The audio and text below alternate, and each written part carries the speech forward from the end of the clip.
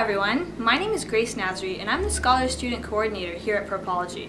I'll be your host for today for our professor interview series, and I'm pleased to introduce to you Dr. Bentley from the Department of English, who specializes in Canadian culture and literature and 19th century English literature and art. So hello Dr. Bentley, how are you doing today? I'm doing well. Thank you very much for inviting me. So tell us a little bit about yourself and your professional experiences. Have you always aspired to become an English professor? No, funnily enough, I didn't always aspire to become an English professor. I went to university planning to go forward in science, particularly physics, and I was doing calculus and so on. And in about second year, I saw the light and realized that I wasn't enjoying the sciences anymore, sad to say. And I switched into English, did an honours degree in English, went on to do an MA at Dalhousie. My undergrad was at the University of Victoria. Then from Dalhousie I went to England, to the University of London, and did my PhD there. And then the job situation was so awful that I did a second MA at Carleton in Canadian Studies, which is why I have that second side to my academic interests. That's such a diverse background you have there, and you're finally here at Western. So what would you say is your favorite part of your job? Well, I think everything is the favorite of mine, except administration. I'm not that keen on sitting in seminar rooms listening to colleagues yakking away, or to administrators, that's even worse, yakking away. But I am interested in teaching and research. I love students, especially Western students, which seem to me to be special. And I love the research because I love finding out about things. And I like to try to combine the student and the research aspect of things as much as possible. I run a project throughout the academic year and in the summer, which employs something like 12 students at any given time, entering material into a computer, helping me to edit things, and seeing their work go up online afterwards. It's enormously fulfilling, and I love the rhythm of academic life, the rhythm between teaching in the winter and then researching in the summer. Not that you don't do research in the winter, but you concentrate on it in the summer. Well, speaking of teaching, a number of professors here at Western University use a diverse range of teaching techniques and methods in class. So how would you define your teaching style? I suppose in a phrase, old school. I do not use much technology, or I rarely use technology, except, funnily enough, in graduate teaching. And the reason for that is that on the basis of my undergraduate experience, of course, way back when the Earth was cooling, I found that there were two types of teaching and two types of learning that were distinctive and which both appealed to me. One was the seminar experience, where there's conversation and discussion and back and forth, and that has a huge place in English, of course. I also found the other side of teaching and learning to be enormously valuable, and that was going to a lecture that lasted 45, 50 minutes, and then you went away after the lecture and you thought about what had been said, and you talked about what had been said, and you developed your own ideas about what had been said to bring to seminar and to bring to discussion. So I see my job, my role, as to give the lecture, so that these seminars, which we have in English, we have tutorials, will have a place to build on. And for that reason, I believe in the traditional lecture. I think it's effective, and I think that students get to like it, at least I hope they do. And I believe that if the lecture is well constructed, thought through, and delivered, I hope engagingly, that it will be a kind of oasis in students' lives. They have a lot of technology surrounding them all the time, and to me that can be a bit of a desert, and so if there's an oasis away from it, that's a good thing. And I know you do teach the 1022 Enhanced English course. I do. And a number of your students have commented on the pop culture references that you make in class. So how much time a week, let's say, do you spend studying pop culture? I would want to rephrase that. I don't study pop culture at all. The truth is I enjoy pop culture. I find it enormously entertaining and informative. And I just love it. So I enjoy watching videos. I enjoy listening to music on the radio. All kinds, really. Country and western, popular music, whatever. I enjoy movies. I enjoy television. I enjoy TMZ. It's not a terrible thing to admit to. But I find TMZ at the end of the day enormously relaxing and kind of perhaps with a little something, a drink of something in hand. It's a nice way to end the day. It's great to know that there are professors like that and like you who do watch TMZ and do appeal to student culture nowadays especially. And I know you've written a couple of books, including those pertaining to poetry, two of them specifically being the Confederation Group of Canadian Poets and the Gay Grey Moose. Yes. So what can people expect to read about in these two books? Well, they're very different books. One of them is a study of the Confederation poets, who are Canada's first school of poets. And I'm thinking here of names like Charles G. Roberts, Archibald Lamb, who's actually born near here.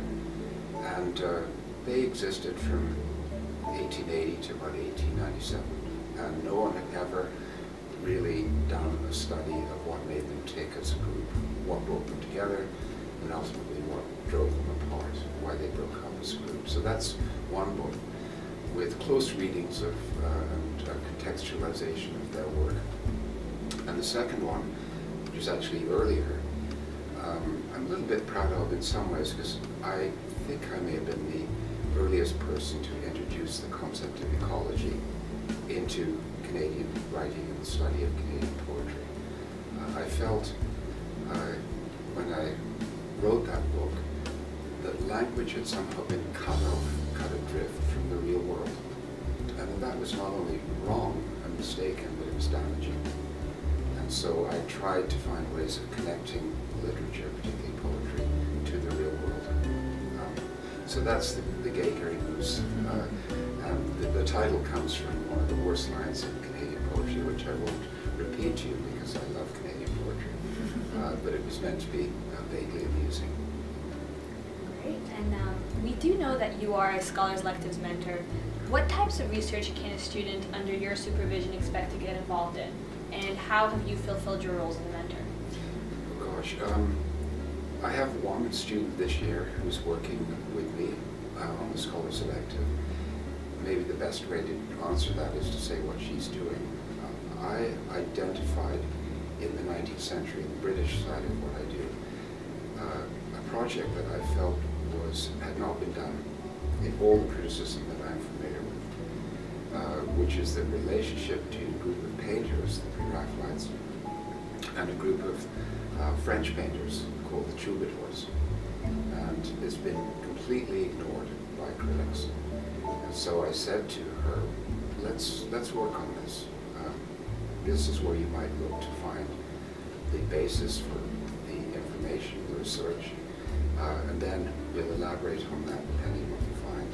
Well, she's found extraordinary things. She's made extraordinary connections. And the aim, ultimately, is for her to produce an essay that is potentially publishable.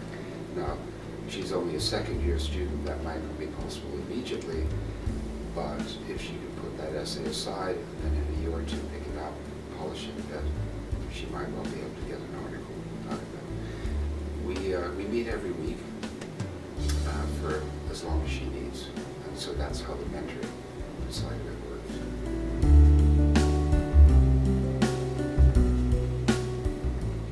I've actually received some input from a few of your students from your 1022 course, and they're interested in asking you a couple of questions if you'd like to answer them.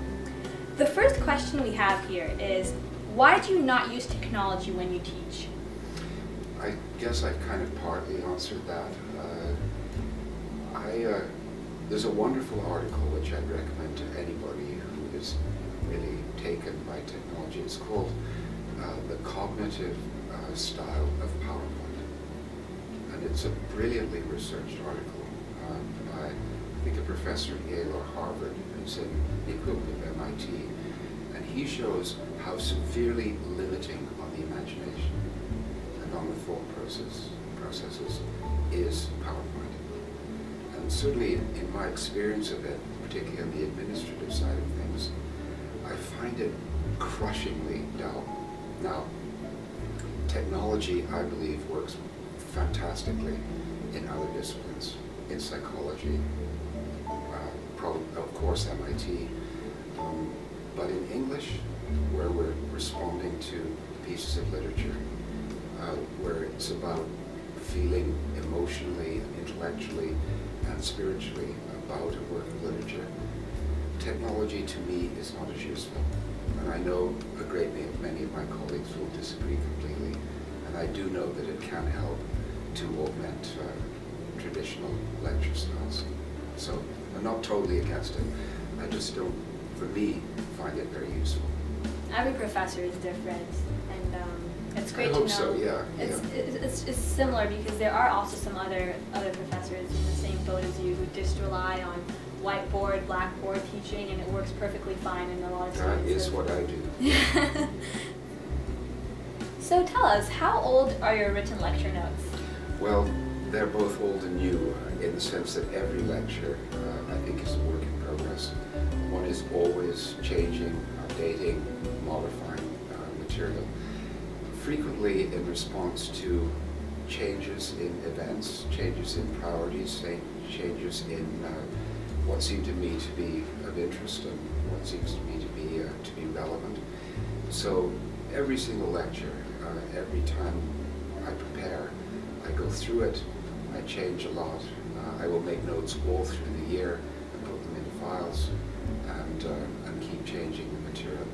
The fact that my lectures are on yellow paper is just because I like canary yellow paper. It's not because they're ancient. Oh.